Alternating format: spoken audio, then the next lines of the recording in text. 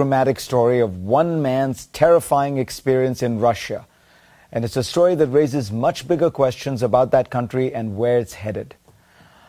Part of Russia's mystery, and remember Winston Churchill once described it as a riddle wrapped inside a mystery hidden in an enigma, is the geography and the history. Russia is a vast country spanning 9 time zones, bordering 3 continents. It has gone through major geopolitical trauma, having watched its massive multinational empire collapse almost overnight.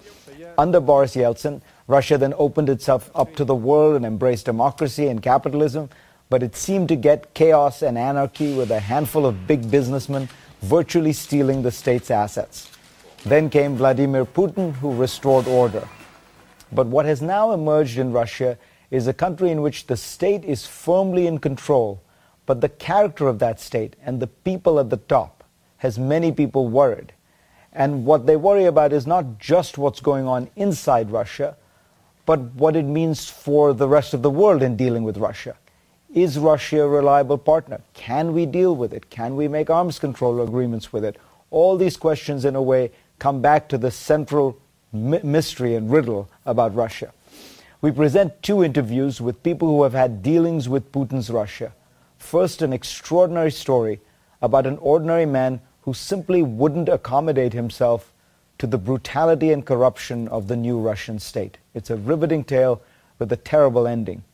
Then the president of Georgia, Mikhail Saakashvili, on his dealings with Russia 2 years after the Georgian War. Putin has singled you out personally and said that he wants you either deposed, or I think even once he suggested that if you were killed, it would be fine. No, he basically wanted to hang me by balls, whatever it implies. But I mean, but you know, I take it lightly. He is ruthless. He basically comes from that old KGB generation that sees world in zero-sum game.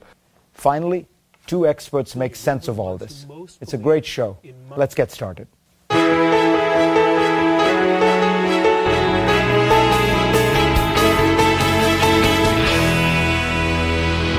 What we have for you now is an extraordinary story. Hundreds of millions of dollars stolen. Fingers pointed at top government officials. Torture, abuse, death. And that's just the beginning of what sounds like a best-selling thriller. But tragically, it is actually real life. And at the center of it all is our guest, William Browder. He runs Hermitage Capital Management, once the largest foreign investor in Russia. Let's listen to the story. Bill, thanks for joining us. Thanks for having me. 1996, you decide to go to Russia and set up an investment company that is going to invest in Russia. So what happened was, Russia at the time, in 1996, had gone through this enormous privatization program where the philosophy of the government was, in order to go from communism to capitalism, let's just give everything away for free. And so we set up an investment business to invest in Russia. And it had gone very, very well for a number of years. And then we discovered that Russia, while they had set up capitalism, they hadn't put the, had essentially like building a house without putting the plumbing in the house. There was no laws and there was no rules at the time. And as a result, there was an enormous amount of corruption, malfeasance, and other terrible things that going on inside the companies that we invested in. And I felt like the only way that I could responsibly be an investor in these companies was to fight the corruption in the companies. And you at this point are, or have pretty quickly become the largest foreign investor in Russia, right? I became the largest foreign investor in Russia. Our funds at the peak of our success was about $4.5 billion of foreign money invested in the Russian stock market. And so we developed a strategy which seemed a bit crazy at the time, which was, let's research how they do the stealing, let's figure it all out, and then let's share the research with the international media. And we did that. And this is just about the time that Vladimir Putin has come to power in Russia. So why is Putin allowing you to do this? I was fighting with oligarchs who were trying to steal money from the companies I was investing in, and Putin was fighting with the same oligarchs who were trying to steal power from him.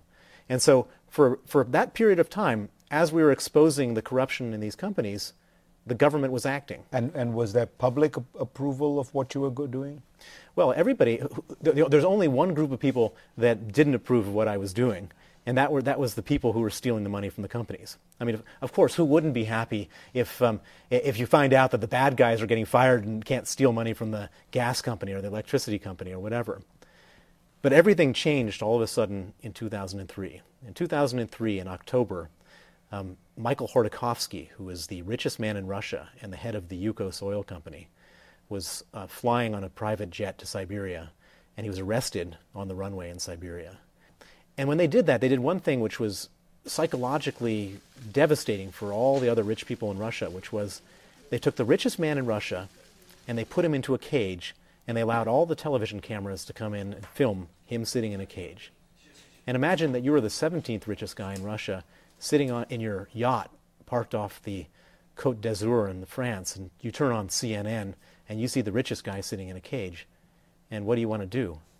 You want to make sure you're not sitting in a cage. And so one by one, they went back to the Kremlin and they declared their allegiance.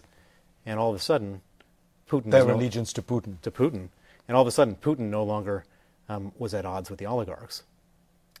Unfortunately, I still was. So you go for a business trip abroad to November 2005, and you come back to the airport in Russia, and what happens?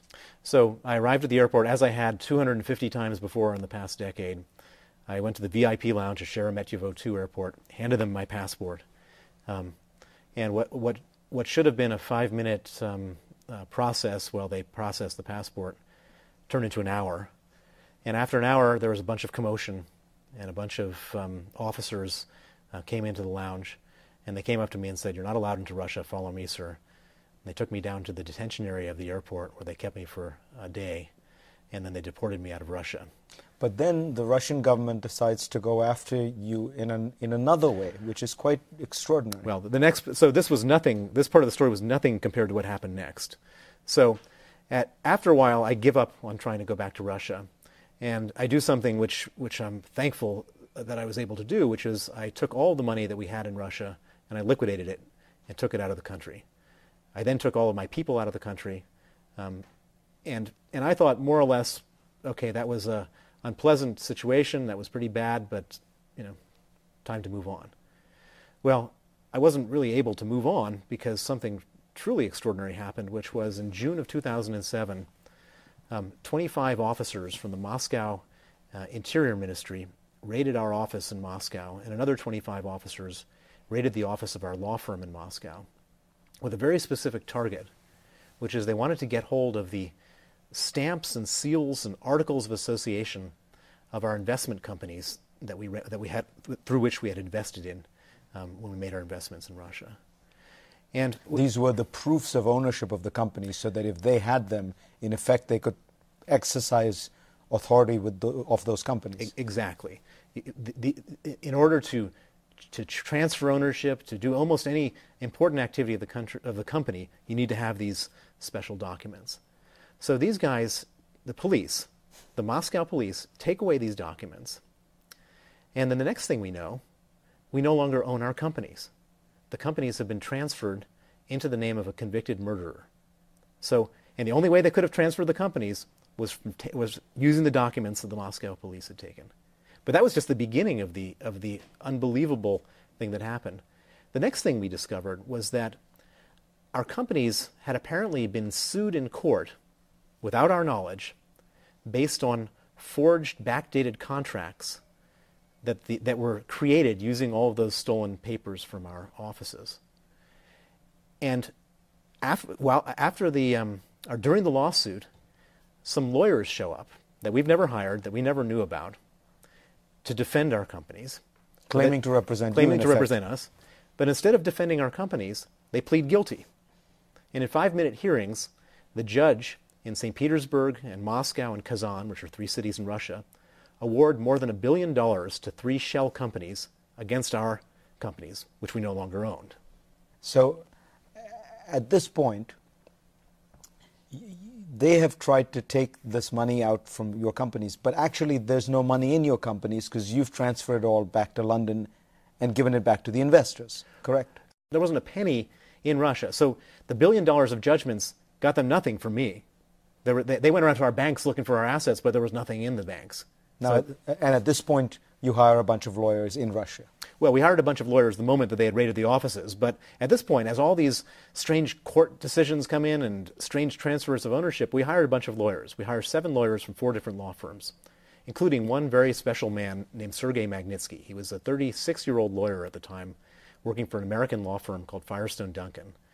And he was one of these extremely hardworking, earnest type people who you could call up at 7 in the evening when you discover some big question you have, and he'd cancel his dinner plans and stay in the office till midnight to figure out what the answer is. A real sort of decent, hardworking young man.